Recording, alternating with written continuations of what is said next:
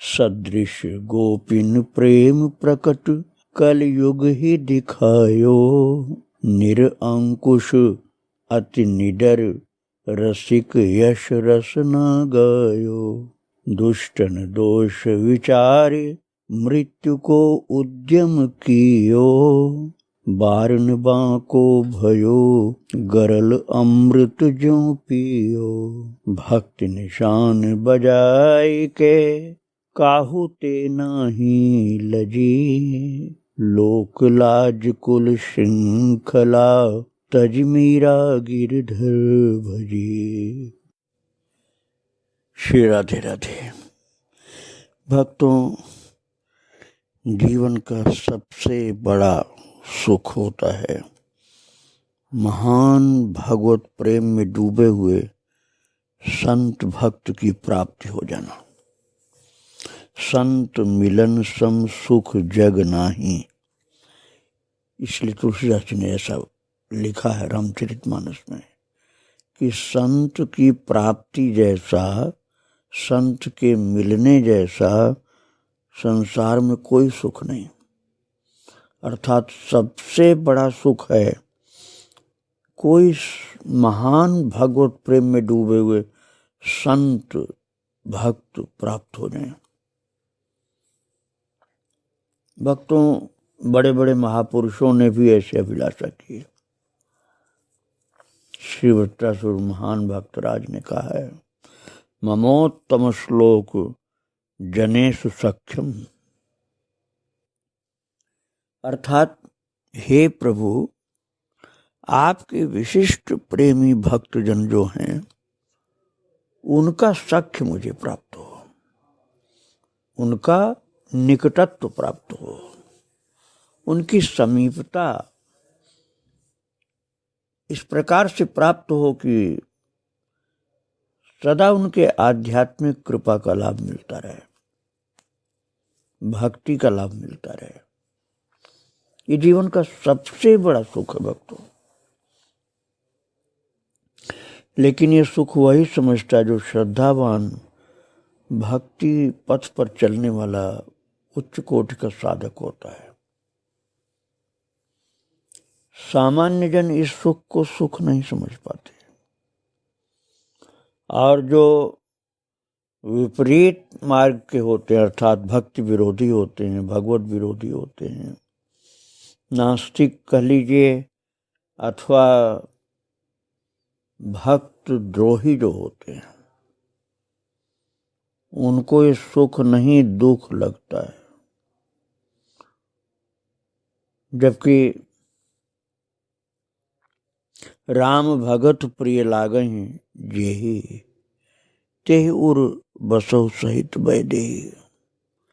जिसको प्रभु के भक्त प्रिय लगते हैं, संत प्रिय लगते हैं, उसके हृदय में भगवान श्री राम वास करें, ऐसा वाल्मीकि जी ने कहा है। किंतु दुर्भाग्य पीड़ित नास्तिक भगवत विरोधी ऐसे कोई कोई होते हैं कि राम भक्त अर्थात प्रभु के भक्त, भगवान के भक्त उनको प्रिय नहीं लगते। यदि किसी जन्म का कोई पुण्य जागृत हो जाए और वो ऐसे संत का संग, भक्त का संग मिल जाए, तो उसको खराब मान करके उन संत भक्त की हानि करना चाहते हैं, सताना चाहते हैं उनको। और मीरा जी के जीवन काल में ऐसी परिस्थिति आई थी कि मीरा जी जैसी महान संत, महान भक्त, विक्रम राजा, जो उसका नाम पूरा था विक्रमादित्य, जो भोजराज के शरीर छूट जाने के बाद राजा बना था चित्तौड़ का, राणा सागा कहने के लिए अब राजा रह गए थे, क्योंकि बहुत वृद्ध थे। और राजकुमार कहलाने वाला विक्रमादित्य, विक्रम, अब वही राजा का संपूर्ण अधिकार रखता था, वही था राजा। किंतु ऐसा दुर्भाग्यशाली था कि संतों भक्तों का आदर करने की जगह उनको सताता था। वो षड्यंत्र करता था कि किस तरह से मीरा को समाप्त करें। संत की सेवा करने की जगह संत को पीड़ा देता था। ऐसे अभागे को क्या कहा जाए, कलयुग का स्वरूप कहिए। संत को पीड़ा देने वाला महान निकृष्ट जीव होता है। महानिकृष्ट जीव बहुत पतित होता है। संत की सेवा करने वाला भाग्यशाली होता है। भक्त उसने अपने स्वभाववश षड्यंत्र किया विक्रम ने, और उसका क्रोध प्रकट हुआ तो एक दिन 4 दासियों के साथ उदय कुंवर बाईसा, जिसको उदय कुंवर बाईसा बोलते थे, वो 4 दासियों को साथ लेकर के मीरा के पास आई और बोली, भाभी मारा, श्री जी ने आपकी सेवा में दासी भेजी। श्री जी का मतलब आप राधा रानी मत समझ लेना, श्री जी का मतलब राजा साहब ने, राजा साहब ने ये 4 दासियां भेजी आपकी सेवा में। तो मीरा जी हंस के बोली, अरे बाईसा, मेरी क्या सेवा, मेरे पास तो 1 ही 2 पर्याप्त हैं, यहाँ तो पहले से अधिक हैं, मेरे पास तो कोई भी सेवा नहीं। लेकिन राजा तो जबरदस्ती 4 दासी भेजा था, जिसको उदा लेकर के आई थी। तो उसने कहा, उदा ने, कि क्यों भरण पोषण के लिए जागीर कम हो तो राजा से निवेदन करूं विक्रमादित्य से, अर्थात आपके पास संपत्ति की कमी हो तो राजा को मैं बोलूं, आपके पास और इंतजाम किया जाएगा। मीरा जी ने कहा, अरे नहीं, कृपा है प्रभु की। चलो, जब लाल जी ने, अर्थात विक्रम देवर थे ना, संसार की दृष्टि से मीरा जी के देवर थे, तो उन्होंने कहा कि लाल जी साहब ने भेजी है तो छोड़ो, यहीं छोड़ दो, मेरे पास छोड़ो 4 दासियों को, अब मैं वापस कैसे भेजूं। लेकिन महाराज वो तो आई थी मीरा जी को समाप्त करने के लिए। 15-20 दिन बाद ही मीरा की खास दासी जो मिथुला थी, उसको उन्होंने बहुत सावधानी से कपट के साथ विष पान करा दिया। ऐसे खाने पीने की चीजों में पिलाया कि मिथुला को पता ही नहीं चला कि उनको विष कब दे दिया गया। तो मिथुला दासी जो मीरा जी की थी, उसके शरीर में भयंकर दाह उत्पन्न हुई, जलन। वो रह रह करके नहाती, थोड़ी थोड़ी देर में नहाती, और गीले वस्त्र पहने रहती। बार बार गला सूखा जा रहा है, पानी पीते पीते थक जाती, लेकिन गला तर ही नहीं होता है, सूखा जा रहा है, जला जा रहा है, देह में जैसे लपटें फूटती हूं। वैद्य जी आए, परीक्षा करके कहा, छोरी बचेगी नहीं, जान अनजान में पेट में विष उतर गया है इसके। महाराज 4 दासी जो भेजा था राणा ने, उसने कपट के साथ इस मीरा की दासी मिथुला को जहर दे दिया था। इसीलिए वैद्य जी ने कह दिया कि छोरी बचेगी नहीं, इसके पेट में विष पहुंच गया है। और महाराज मीरा जी को कष्ट हुआ कि मेरी दासी को जहर दे दिया गया, क्या हो गया, कैसे किया गया। मीरा मंदिर में नहीं गई, दासियों के साथ समवेत स्वर में कीर्तन के बोलों से महल गूंजता रहा। रसोई बंद रही। मिथुला का सिर गोद में लेकर के मीरा जी भगवान की भजन गाती रही। भक्तों, जब वैद्य जी ने कह दिया कि अब छोरी नहीं बचेगी, इसके अंदर जहर पहुंच गया पेट में, तो मीरा जी ने मिथिला का सिर गोद में ले करके उसके उद्धार के लिए प्रभु से विनती किया है। सुन लीजो बीनती मोरी, मैं शरण गही प्रभु तोरी। तुम तो पतित अनेक उधारे, भव सागर से तारे। सुन लीजो बीनती मोरी। मीरा जी विनती कर रही प्रभु से, आपने बहुत से पतितों का उद्धार कर दिया है, ये तो पतित नहीं भक्त है आपकी, इसका भी उद्धार कर दीजिए। अब ये जीवन इसका खत्म हो रहा है। और मिथिला की आवाज जब खत्म होने लगी, प्राणांत का समय आ गया, तो उसने मीरा जी से कहा, भाई साहब हुकुम, आशीर्वाद दीजिए कि जन्म जन्मांतर में भी आपके चरणों की सेवा प्राप्त हो। मीरा जी ने मिथिला के सिर पर हाथ फेरते हुए कहा, तू भाग्यवान है, प्रभु अपनी सेवा में तुझे बुला रहे हैं, उनका ध्यान कर, मन में उनका नाम जप, दूसरी ओर से मन हटा ले। जाते समय यात्रा का लक्ष्य ही ध्यान में रखना चाहिए, अन्यथा यात्रा निष्फल होती है। ले मुंह खोल, चरणामृत ले। अब आप विचार करिए, मीरा जैसी महान संत ने मरण काल में इस दासी मिथिला के ऊपर कितनी कृपा की। गोद में सिर रखा है, राम नाम का भगवत धाम को जाने का उपदेश कर रही हैं, और मुंह खुलवा करके अपने हाथ से प्रभु का चरणामृत दासी मिथिला के मुंह में मीरा जी ने डाला है। और जब ध्यान के लिए कहा है तो मिथिला दासी बोली, भाई साहब हुकुम, देह में बहुत जलन हो रही है, ध्यान टूट टूट जाता है, रुक नहीं रहा। मीरा जी बोली, पीड़ा देह की है मिथिला, तू तो प्रभु की दासी है, पीड़ा की क्या मजाल तेरे पास पहुंचने की।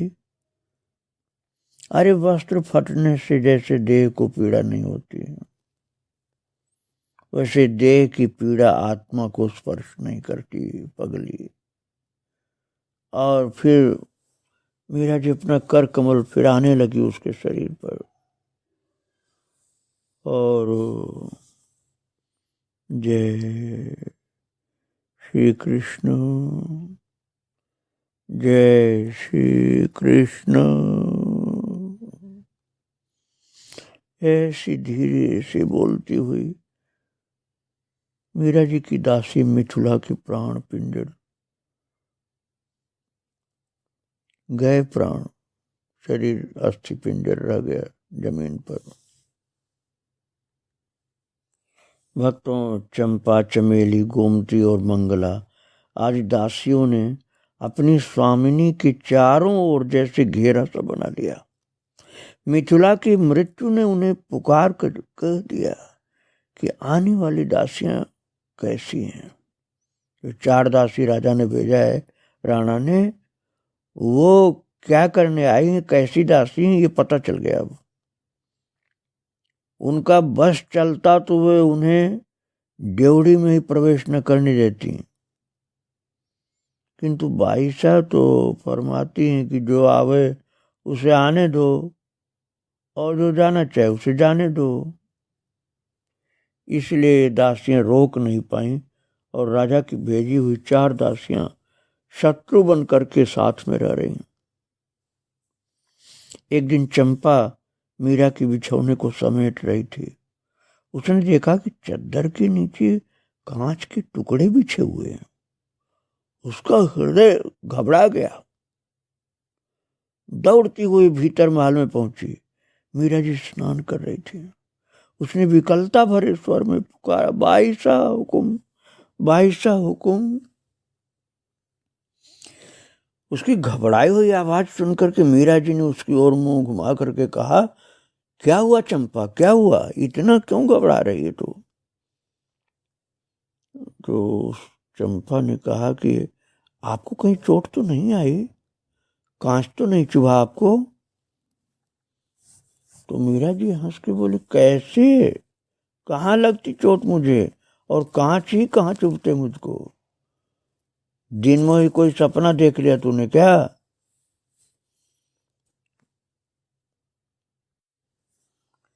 तो महाराज जब मीरा जी ने कहा कि तू सपना कोई देखी क्या, तो चंपा ने समझ लिया कि मीरा जी को नहीं पता है कि इनके बिछाने के कपड़ों में कांच रखे गए हैं। उनकी बात अनसुनी करके चंपा ने उनकी पीठ, मीरा जी की पीठ को, पैर को, हाथ को सब अच्छी तरह से लगा के देखा। फिर आश्वस्त होकर आंखों में प्रेम के आंसू लिए भरे कंठ से बोली, आपके बिछौनों में कांच की किरचें बिछी हैं, रात को पौड़ते समय चुभी होंगी। तो मीरा जी ने कहा, मुझे तो कुछ नहीं चुभा चंपा। प्रभु के साथ जब मैंने पलंग पर पैर रखा तो बिछौने पर फूलों के चित्र बने हुए थे। तू मत घबरा, मेरे प्रभु की लीला का पार नहीं है, बड़े कौतुकी हैं मेरे नाथ, तू जा अपना काम कर।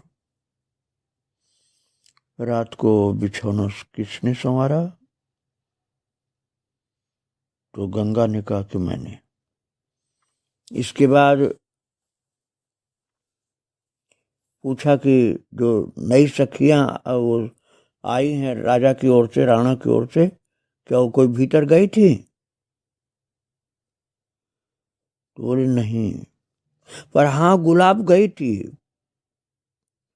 कहा कि गुलाब गई थी, नई जो सेविका आई वो गई थी अंदर। क्या वो तू नहीं रख सकती थी? महाराज उसने, चंपा ने कहा उसी ने किया है, और एक कांच वही बिस्तर में रख के आई जिससे मीरा जी घायल हो जाएं। तो कहा कि अब चारों को झाड़ू बुहारी जाजिम छिड़कने, बर्तन मांजने और भीतर की ड्योढ़ी के पारे पर रखो। चमेली ने कहा, और थोड़ा गाली भी दिया, जैसे माताएं गाली देती हैं किसी को नाराज होने पर, ऐसे कुछ गाली दिया। और गोमती ने कहा कि कुंवराड़ी कुंवराड़ी कह करके वो पास पास खिसकती जाती है, और बाईसा हुकुम तो भोली हैं, समझती नहीं है, और वो इनके साथ घात करने के लिए आई है। सारे काम बांट दिए गए सब लोगों के, और एक एक करके मीरा के सारे बाहरी अवलंब टूट गए, और जोशी जी के बेटे मंदिर में भगवान की पूजा अर्चना करने लगे। राणा तो सताने में अपनी कोई कमी नहीं छोड़ा था, किंतु मीरा जी का यश इस तरह से बढ़ रहा था भक्तों कि चित्तौड़ के महल तक ही बात नहीं रही, बाहर जनता में भी लोग मीरा की महानता, महान भक्ति, चमत्कार, ये सब सुन सुन करके चकित होते थे। मीरा जी के दान, धर्म, दया, माया, भजन, वंदन, इसकी प्रसिद्धि फैलती गई। महाराणा विक्रमादित्य ने बहुत प्रयत्न किया कि उनका सत्संग छूट जाए, लेकिन पानी के बहाव और मनुष्यों के उत्साह को कौन रोक पाता है। सारंगपुर के नवाब ने मीरा की ख्याति सुनी, वो अपने मन को रोक नहीं पाया। यद्यपि महाराणा रतन सिंह के समय संधि वार्ता हो चुकी थी, परंतु अब महाराणा विक्रमादित्य राजगद्दी पर थे, वे अब क्या कर बैठेंगे इसका कोई ठिकाना नहीं था। अतः वेश बदल करके वो नवाब अपने वजीर के साथ मीरा का दर्शन करने के लिए हाजिर हुआ। और महाराज ऐसे घोड़े, बड़े कीमती घोड़े थे, जिनको पानीदार घोड़े कहा जाता है, उन पर हिंदू वेश में नवाब आया और साथ में 2 सवार और थे। और मालवी भाषा में पूछा कि मीराबाई रो मंदिर क्या है, अर्थात मीरा जी का मंदिर कहाँ है। तो सेवकों ने बता दिया कि थोड़ा आगे जाकर के दाएं हाथ जाओ। वो दोनों जा करके पहुंचे हैं, देखा चंदोवा तना हुआ है, स्त्री पुरुष बैठे हुए हैं, भीतर सभा मंडप भी भरा हुआ था। दोनों सवारों ने जहाँ घोड़े ऊंट सब बने थे वहां अपने घोड़े खड़े किए बांध करके, और गए जहाँ साधु संत लोग बैठे थे उनके पीछे जाकर के बैठ गए और दर्शन प्राप्त किया मीरा जी का। घूंघट न होते हुए भी सिर की साड़ी से बाहों तक का ललाट ढका हुआ था। उनके सामने तानपुरा रखा था। पीछे थोड़ी जगह छोड़कर 4 दासियां बैठी थीं। चंपा अपने हाथ में पोथी और कलम लिए थी, मीरा जी के द्वारा बोले हुए भजनों को लिखने के लिए। मंडप में बैठे हुए बहुत से लोगों ने भजन लिखने की सामग्री ले रखी थी। ये सब दर्शन प्राप्त किया है भाग्यशाली नवाबों ने। थोड़ा गायन करने के बाद सत्संग की वार्ता शुरू हुई। भक्तों, संतों ने पूछा मीरा जी से गुरु के विषय में। मीरा जी ने बड़े भाव से गुरु महिमा सुनाई। और अब जो नवाब आया था वो तो भाव विभोर हो गया और वो महाराज भाव विभोर होकर के भेंट करना चाहा मीरा जी को हीरों का हार, और बहुत विनती के साथ कहा अपने खुदा के लिए इस नाचीज की ये छोटी सी भेंट कबूल करके मुझ पर एहसान फरमाएं। जेब से हीरों का हार निकाला और अंजल में लेकर के नीचे झुका।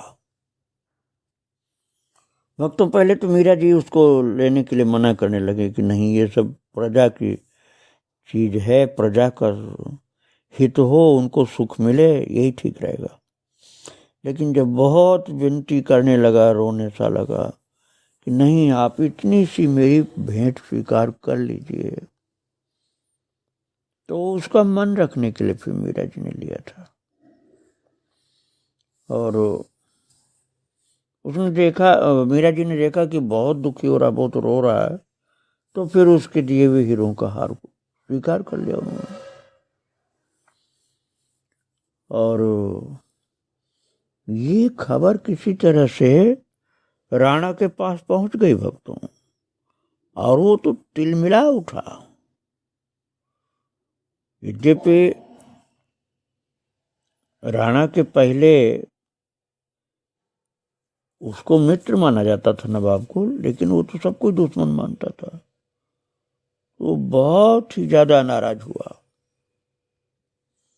और राणा के आदमियों को जब पता चल गया तो आपस में कहने लगे जोर जोर से कि कौन थे, कौन थे। शाह और वजीर के निकलते ही मंदिर में खुसुर फुसुर होने लगी। बोली से तो मुसलमान जान पड़ते थे, किंतु पहनावा तो हिंदू का था।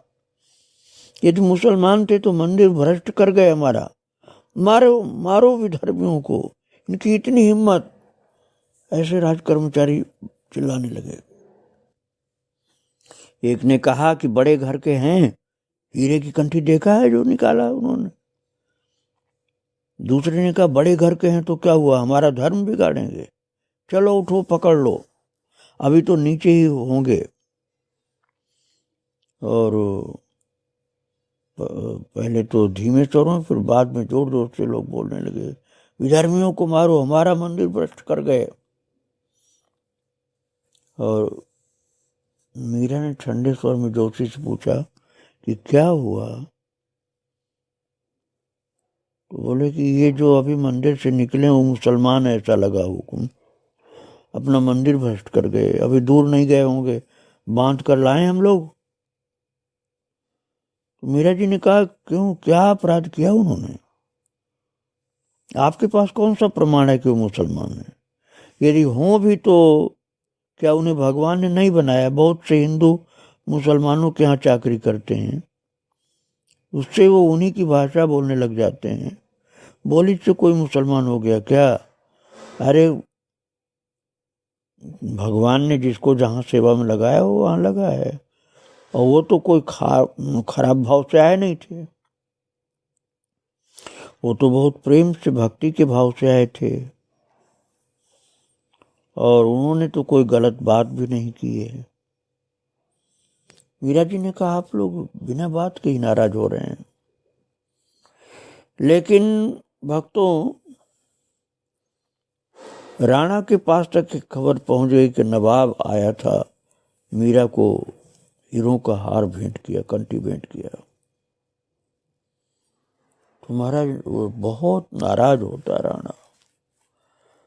जनता में तो मीरा जी का यश छा गया था, भक्ति की कीर्ति फैल चुकी थी, लेकिन राणा तो अब मीरा जी को अपना दुश्मन मानता था, ना समझी बस। वो कहता था कि हमारी कीर्ति, हमारे यश, हमारे कुल खानदान को उसके शब्द में बोल नहीं पाऊंगा, बहुत गंदा बोलता था। और अज्ञानता बस मीरा जी को गलत मानता था। फिर तो उसने मीरा जी को और सताया है, उसको आप आगे सुनेंगे। और मीरा जी को प्रणाम करके यहीं विराम दे रहा हूँ भक्तों। श्री राधे राधे, जय श्री राधे राधे।